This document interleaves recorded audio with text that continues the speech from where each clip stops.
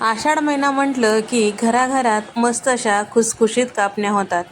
कापण्या करते वेळेस काही चुका होतात, त्यामुळे कापण्या कडक होतात किंवा वातड होतात.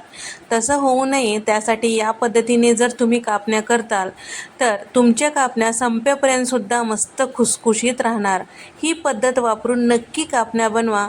तर यामध्ये एक खास असा पदार्थ वापरलेला आहे जेणेकरून आपले जे कापण्या आहे छान खुसखुशीत तयार होतात.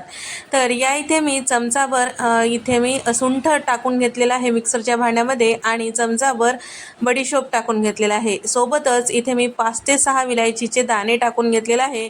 आता हे छान असं मिक्सरला बारीक असं फिरून घ्यायचं आहे. टाकण्यासाठी इथे मी कपभर इतकं चिरून घेतलेला गूळ घेतलेला आहे. आता त्यामध्ये पाऊण कप इतकं पाणी टाकायचं. आता हे गूळ छान असं विरघळेल इतपत आपल्याला हे शिजवून घ्यायचं आहे.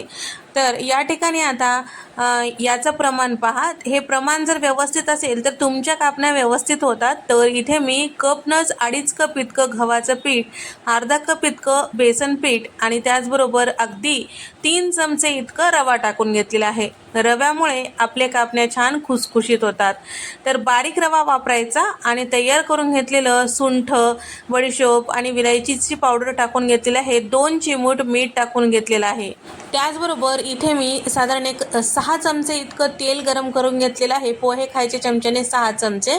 तर आता तेल छान कडकडीत गरम करायचं. जेव्हा आपण पीठ त्यामध्ये टाकलं की छान फसफसल्यासारखं व्हायला पाहिजे. त्यानंतर आपल्याला हे यामध्ये टाकून चमच्याने मिक्स करून घ्यायचं आहे. आणि इथे आपल्या गुळाचं छान असं पाण्यामध्ये विरघळलं गेलेलं आहे. तर एक प्रकारचं मिश्रण तयार झालेलं आहे. पाक वगैरे करायचं नाही आपल्याला कुठल्याही प्रकारचा. आता पिठाला सुद्धा तेल छान व्यवस्थित थंड झालं की लावून घ्यायचं साठा आणि छान मूठ वळेपर्यंत आपल्याला याच्यामध्ये साठा टाकून घ्यायचं, हे लक्षात ठेवा. त्यानंतर जे गुळाचं पाणी तयार करून घेतलेलं होतं ते सुद्धा टाकून घ्यायचं. चमच्याने छान व्यवस्थित मिक्स करायचं. सुरुवातीला चमच्याने मिक्स करायचं. हाताला सोसेल इतकं थंड झालं की या पद्धतीने छान असं आपण ज्या पद्धतीने कणिक मळून घेतो त्याच पद्धतीने छान मळून घ्यायचं आहे. तर इथे छान मळून घेतलेलं आहे. तर यामध्ये आपण रवा वापरलेला आहे, त्यासाठी एक 10 मिनटं याला झाकून ठेवायचं म्हणजे छान भिजते. तर रवा नाही वापरला तर लगेच्या लगे केलं तरी काय हरकत नाही. रवा भिजण्यासाठी थोडा वेळ द्यावा लागतो. तर लक्षात ठेवा, हे जे पीठ आहे पातळ असू नये आणि त्याचबरोबर अगदी घट्ट नको. पातळ असेल तर जे आपल्या कापण्या आहेत ते जे आहेत वातड होतात आणि अगदी घट्ट असतील तर एकदम चुरी होऊ शकतो तळते वेळेस.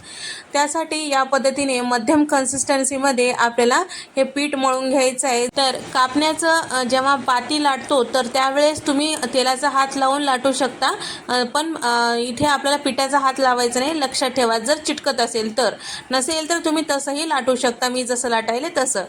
आणि वरतून थोडंसं खसखस लावायची सुरुवातीला, म्हणजे छान व्यवस्थित लागल्या जाते. या ठिकाणी मध्यम कन्सिस्टन्सीमध्ये आपल्याला हे पोळी तयार करून घ्यायची आहे. जास्त जाड नको किंवा जास्त पातळ नको. लक्षात ठेवा, जास्त पातळ असेल तर आपल्या ज्या कापण्या आहेत कडक होऊ शकतात. या पद्धतीने थोडंसं जाडच असायला पाहिजे. अगदी जाड ठेवता तर पिटाळ होऊ शकते, हे सुद्धा लक्षात ठेवा. इथे आपल्या कापण्या तयार झालेल्या आहेत आणि त्याचबरोबर मी तेल आधीच गरम करायला ठेवलेलं होतं. मध्यम तेल गरम झालं की आपल्याला गॅस जे आहे अगदी कमी ठेवायचा आहे आणि त्यानंतर यामध्ये कापण्या टाकून घ्यायच्या आहेत. कापण्या टाकल्यानंतर सुरुवातीला चमचा वगैरे लावायचं नाही. त्यानंतर थोडंसं याचा आकार धरलं की थोडंसं लालसर असं झालं, खात्री झालं की चमच्याने आपल्याला आलटपालट करून घ्यायचं आहे आणि दोन्ही साईडला छान असं रंग येईपर्यंत आपल्याला तळून घ्यायचं आहे. छान असं एकसारख्या रंगावर तळलं की ताटामध्ये काढून घ्यायचं आहे. एकदा या पद्धतीने नक्की ट्राय करून पहा, तुम्हाला सुद्धा नक्की आवडेल. तर या ठिकाणी कापण्या करते वेळेस मी सांगितलेल्या गोष्टी जर तुम्ही लक्षात ठेवताल तर नक्कीच तुमच्या कापण्यासुद्धा नेहमीपेक्षा मस्त होतील. तर कापण्या जर वातड होऊ नये आणि त्याचबरोबर चिवट होऊ नये असं तुम्हाला वाटत असेल तर ही पद्धत नक्की वापरा. तर याच पद्धतीने सगळ्या कापण्या आपल्याला तळून घ्यायचं आहे. कापण्या तळते वेळेस घाई गडबड करायची नाही. जर घाई गडबड करताल तर तुमच्या कापण्या कच्चे राहू शकतात, वातड होऊ शकतात आणि शिवाय जर तुम्ही अगदीच कमी गॅसवर तळताल तर ते जे कापण्या आहेत तेल पिऊ शकतात. त्यासाठी मध्यम गॅसवर आपल्याला हे छान आलटपालट करून कापण्या तळून घ्यायचं आहे. आणखीन एक महत्त्वाची गोष्ट, कापण्या करते वेळेस ज्या वाटीने तुम्ही पीठ मोजून घेत आहोत त्याच वाटीने आपल्याला गुळाचं सुद्धा माप घ्यायचं आहे. तर एका वाटीने गुळाचा माप, एका वाटीने पिठाचा माप असा करायचं नाही, लक्षात ठेवा. आणि ज्या पद्धतीने पीठ मोजत आहोत गच्च दाबून भरून किंवा हलक्या हाताने, त्याच पद्धतीने गुळाचा सुद्धा आपण मोजमाप घ्यायचा आहे. व्हिडिओ आवडल्यास लाईक करा, शेअर करा, सबस्क्राईब करायला विसरू नका.